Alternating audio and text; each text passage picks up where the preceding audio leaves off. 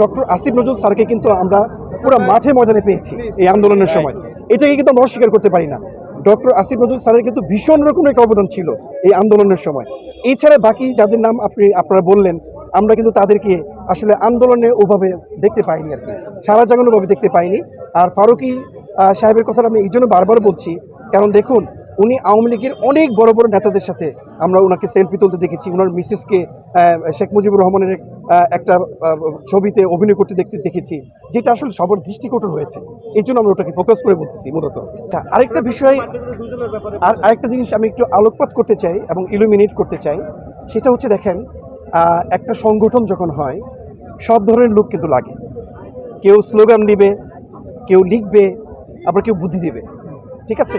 হয়তোবা আমরা উপদেষ্টা মণ্ডলীর অনেককেই হয়তো তো আমরা কোনো আন্দোলনের মাঠে দেখতে পাইনি, কিন্তু হয়তো তাদের মনোসমর্থন ছিল, অথবা তারা এই মুহূর্তে দেশের যে 15-16 বছর যে ক্ষতি হয়েছে, এই ক্ষতিকে পুষিয়ে নেওয়ার জন্য বিজ্ঞ লোকেরও কিন্তু দরকার আছে। যারা শুধু আন্দোলন করেছে তাদেরকে দিয়ে যে আপনি সব কিছু করতে পারবেন তাও কিন্তু না। তো এটা আমাদের প্রফেসর ডক্টর ইউনূস স্যারের প্রতি যথেষ্ট পরিমাণ আমাদের আস্থা আছে। আমরা আশা করি আমাদের এই বাংলাদেশের অনেক বিষয় সংস্কার হবে, এবং এই সংস্কারের পথ ধরে কিন্তু আমরা এখানে এসেছি। আমরা একটা দাবি নিয়ে এসেছি যে প্রাইভেট বিশ্ববিদ্যালয়ের শিক্ষার্থী এবং শিক্ষকদের বিশেষ অবদান আছে, তারা যেন মূল্যায়িত হয়। এটাই আমাদের দাবি। এটা একটা ডিসক্রিমিনেশন, এটাই তো বৈষম্যহীনতা। এই জন্য তো এই দাবি তোলার জন্য তো আমরা এখানে এসেছি। আমরা মোস্তফা সরোয়ার ফারুকীকে চাই না আসলে। আমরা যারা আন্দোলন করেছি, যারা জেল খেটেছি, যারা রক্ত দিয়েছি, আমরা চাই না সেই আওয়ামী দোসররা আবার যেন মাথা চাড়া দিয়ে ওঠে। এখন আমরা কিন্তু আমাদের যারা আহত হয়েছে, আমি মনে করি তারা হচ্ছে জীবিত শহীদ।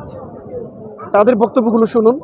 একটা ছেলে, তার হাত নেই, পা নেই, সে বলতেছিল যে আবারও যদি কোনো এরকম ফ্যাসিস্টদের, সে যেই হোক, হুজএভার হি মে বি, তারা যদি মাথা চাড়া দিয়ে ওঠে, যতক্ষণ পর্যন্ত প্রকৃতভাবে স্বাধীন আমরা না হচ্ছি, ততক্ষণ পর্যন্ত আমরা আন্দোলন চালিয়ে যাব, এবং পরবর্তীতে আমরা আরও বড় আন্দোলনে এটা রূপ দেওয়ার আমরা চিন্তাভাবনা করছি।